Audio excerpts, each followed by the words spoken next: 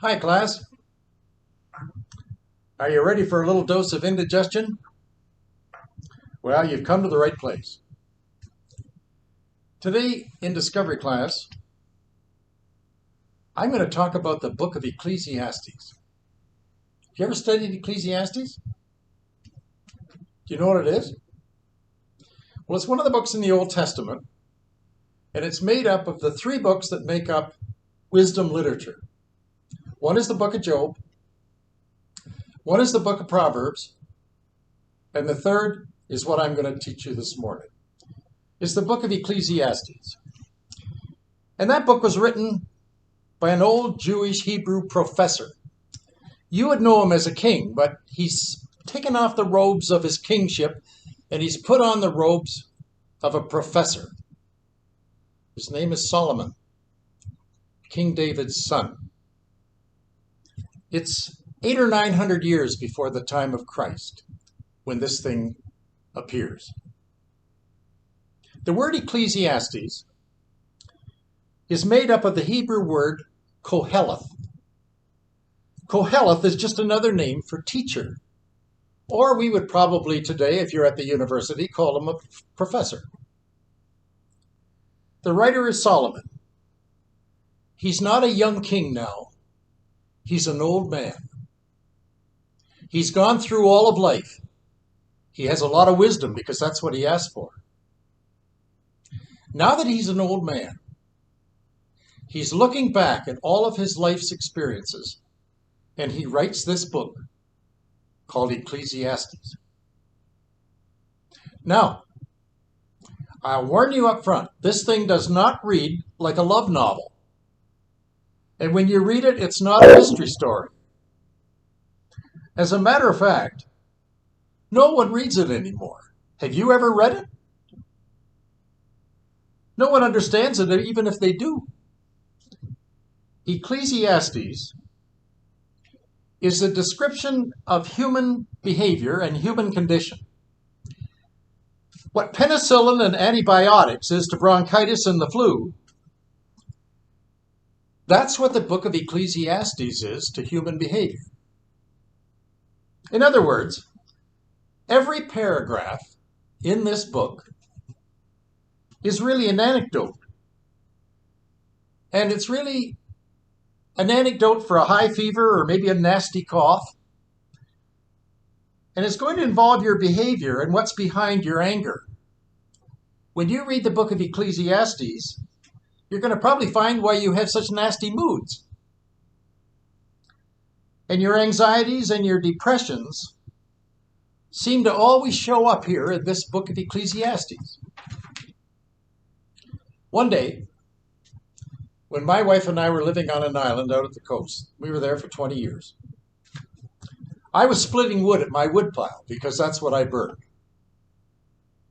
I was interrupted by a voice behind me, and I looked around and there's a man, tall man, same height as Abe Lincoln, 6'4", same beard, and he said to me, "Could I borrow your strong back?" And I said, "Absolutely. What do you want me to do?" Well, he was moving in. He and his wife had moved down from the Yukon, and they were taking up their place there in our little subdivision on that island. He was a lawyer.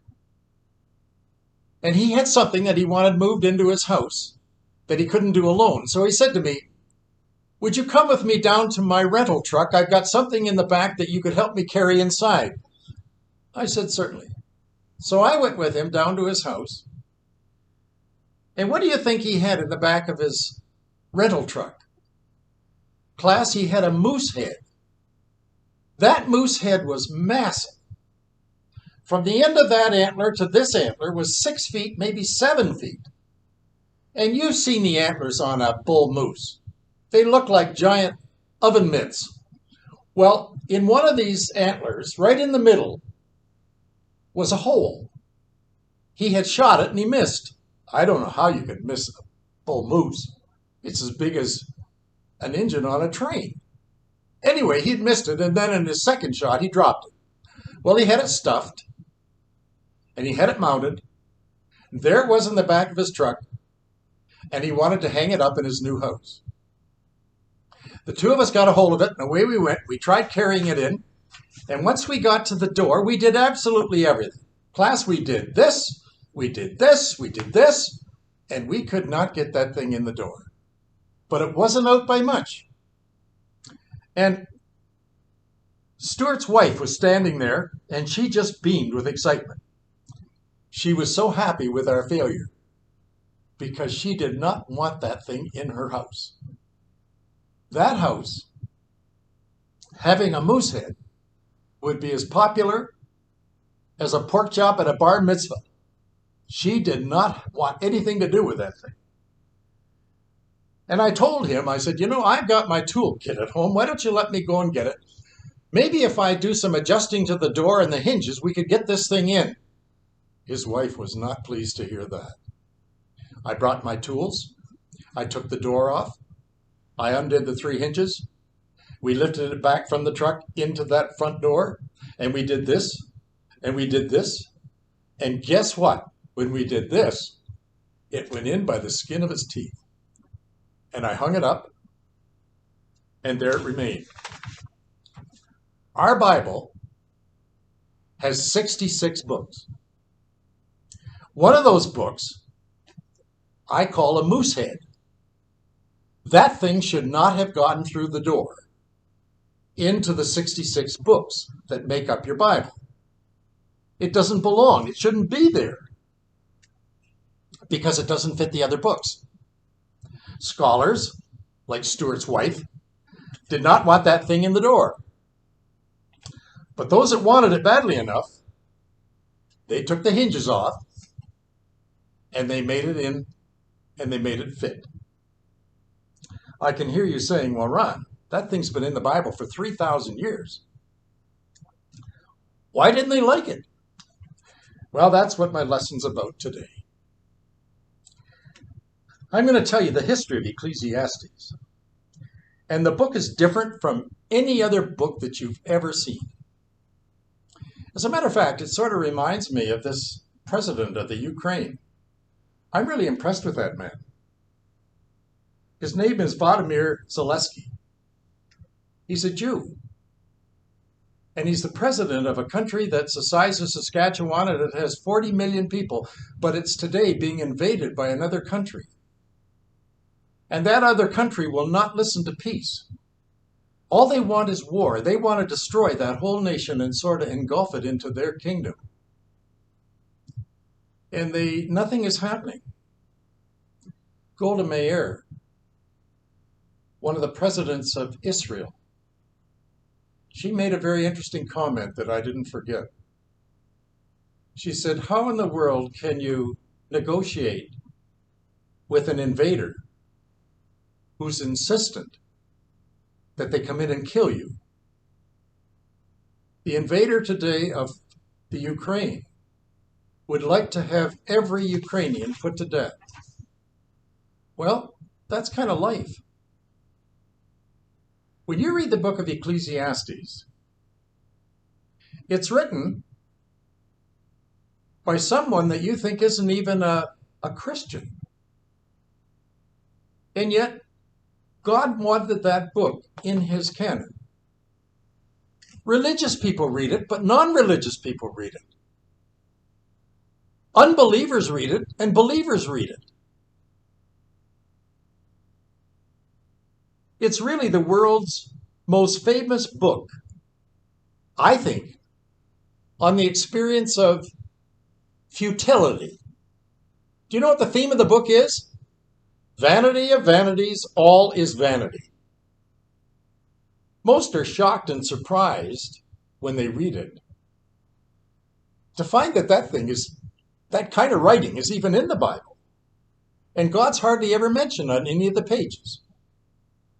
When you read the other 66 books in the Bible, you're having a real meal. You're eating.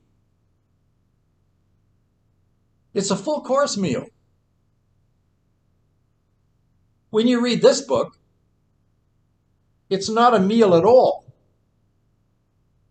It gives you a bath. After you've read it, you think you just came out of the shower. You see, Ecclesiastes is sort of the John the Baptist kind of book in the Old Testament, or as Eugene Peterson says, it's not nourishment, it's really cleansing. It's repentance, and it's also purging, cutting. And Ecclesiastes doesn't say much about God. As I said, the author leaves that job to the other 66 books in the Bible. They'll tell you about God. This book doesn't have to. Now, the book of Ecclesiastes is about the experience that you and I have of life. And those experiences in the book of Ecclesiastes are put into writing. Suffering, doubt. They're some of the present words in this book. This book is cursed with honesty. You can't find a better book in your library than this one if you want to look for honesty. The definition really of this book is the real experience of life. What is life really like out there where I live? Now, the Bible, very debatable, looking at this book of Ecclesiastes, very radical. I wonder why it made it even into the Bible. If it doesn't harmonize, if it really doesn't have a message, if there isn't much gospel, if there isn't much resurrection, then what's it doing there? Well, the writer of this book, as you get to begin to see his thinking and you read it, he begins to a presence of reason. He makes you think.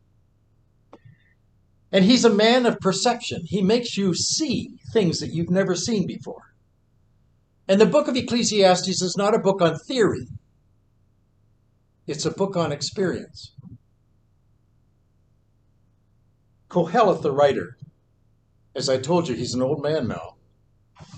He knows human experience. He looks at society. He looks at each person. And then he makes this observation. Let me show you what I mean.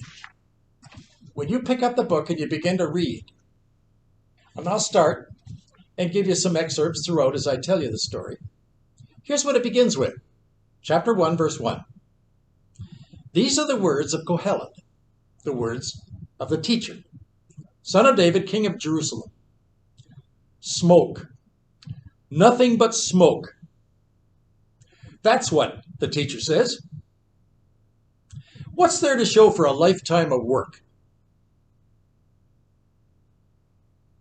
A lifetime of working your fingers to the bone. One generation goes its way, the next generation arrives, but nothing changes. It's business as usual for the old planet Earth. The sun comes up, the sun goes down, and then it does it again and again in the same old round. The wind blows south, the wind blows north, around and around and around it blows. Blowing this way and then the whirling erratic wind. All the rivers flow into the sea, but the sea never fills up.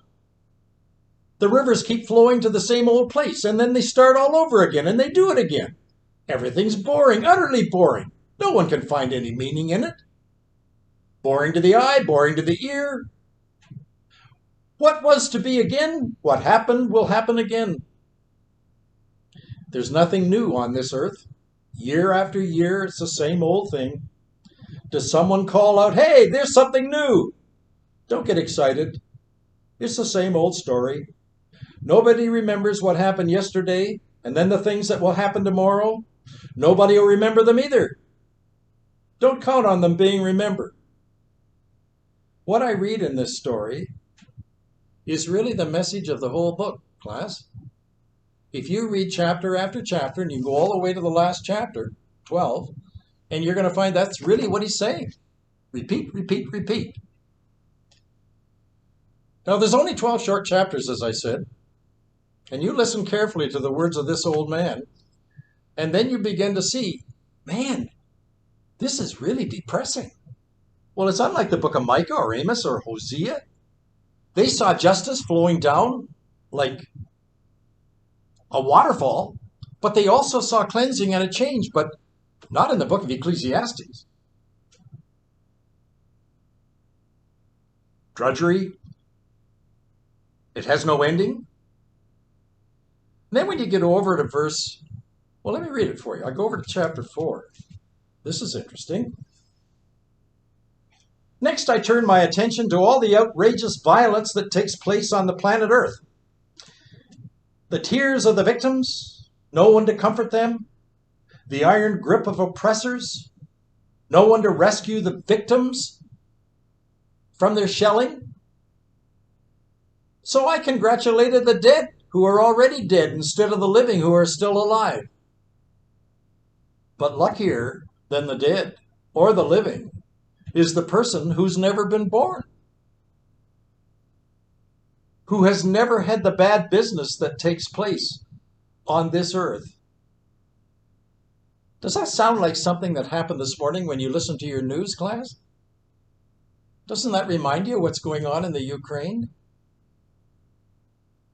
Mothers and children fleeing for their lives, kissing goodbye to their husbands who they'll probably never see again. Children and mothers shot on the street and just left there.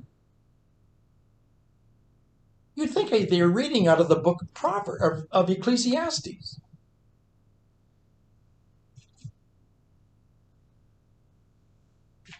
In society, there's a lot of injustice. That's what the book is saying. The nature of God is very difficult to understand. I've been trying to understand it for all these years of preaching, and I'm finding it hard to understand. Lord, where are you? You said, vengeance is mine, I will repay. You know, there are days, Lord, that I wish you could let me have vengeance for just 15 minutes. I could help you out, but I can't. He almost has an epitaph when you go over to chapter 2. Here's what it says. I hate life.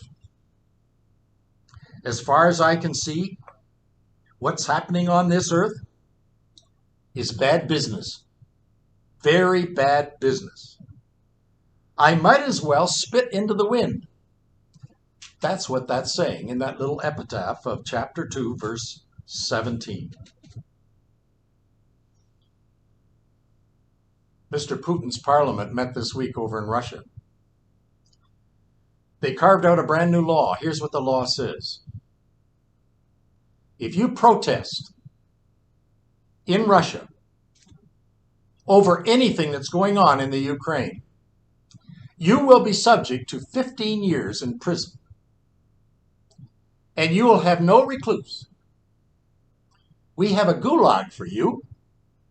And if you want to persist in this behavior, we will show you the door.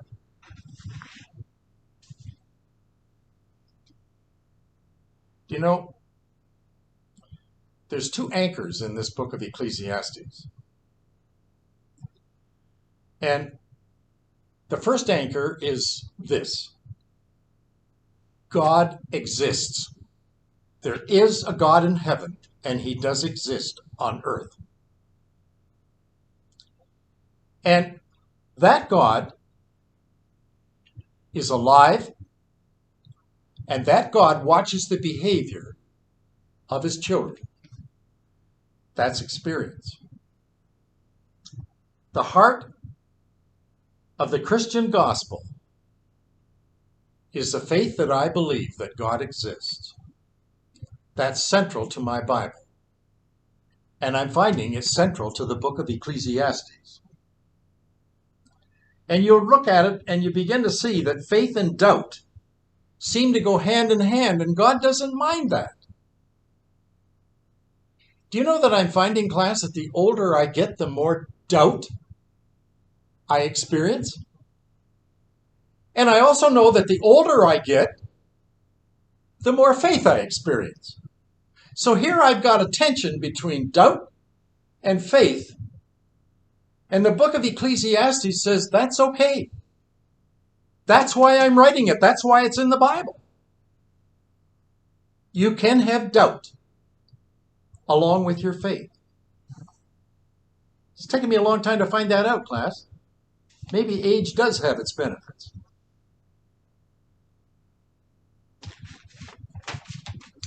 The second anchor in the book of Ecclesiastes is what I call experience. People live today on the edge of despair. There's a total lack of understanding when it comes to death and dying. We have a lot of fears. There's a lot of bereavement. You and I have just come through the pandemic. We have loved ones that have left us because of that illness. Now that I'm older, my experience has come to me and said, now I can read this book. And by the way, class, don't read this book on Monday morning. This is not good reading for you to start your week. I think I'm smarter now, class. When I started out as a young pastor, I was pretty stupid. I thought I knew a lot of things, and I put them all down, and I preached them, and I thought, boy, this is great stuff, Ron. But you know, the older I get, the more I find that I'm not as bright as I thought I was. I want to tell you about a lady by the name of Ketanji. Ketanji Brown Jackson. You're going to probably hear a lot about that name. She's a judge. She's a lawyer. She's serving in Washington, D.C. in the Court of Appeals. She is on the list by the current U.S. president to be nominated to fill the vacancy on the Supreme Court of the United States. She's black. Her parents were both school teachers.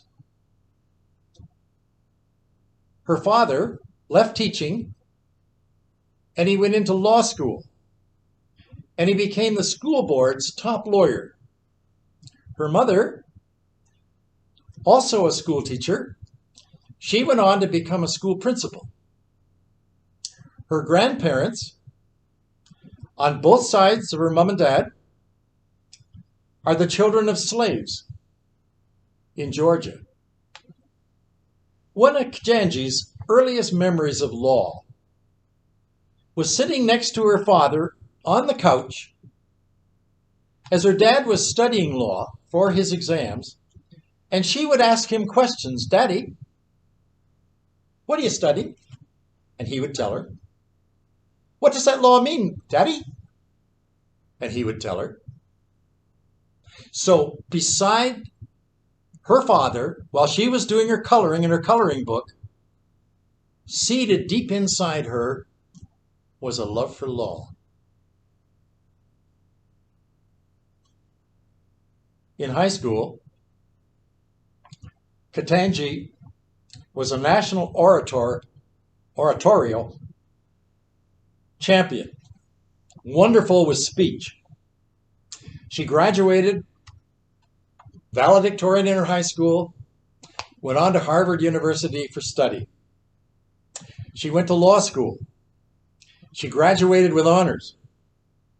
And she was the editor of the Harvard Law Review, which is their famous law magazine for the school. She met her husband, Patrick Jackson, when the two were students at Harvard University College. He was really her first serious boyfriend and has remained that ever since, because the two of them got married and they now have 2 daughters. Judge Jackson addressed the law graduates at the University of Georgia Law School in March of 1917. And she tells a story about herself. Straight out of law school in Harvard, she was hired as a clerk for a federal judge by the name of Patty Saris. She was the district judge in Boston. One day, in the judge's courtroom, there sat a young man in the back row, scruffy, unshaved. He looked worn out, hair disheveled, unwashed. He didn't appear once, but he showed up many times. Always the same appearance, always the same seat, always in the back row, all by himself, talking to no one, just sitting and observing. Finally, one day, the judge's courtroom marshal came up to the judge and whispered, "Judge, would you like me to remove that homeless man who keeps showing up there in the back row?" The judge said, "No, no," she replied. "He's okay. I know him. Just leave him there."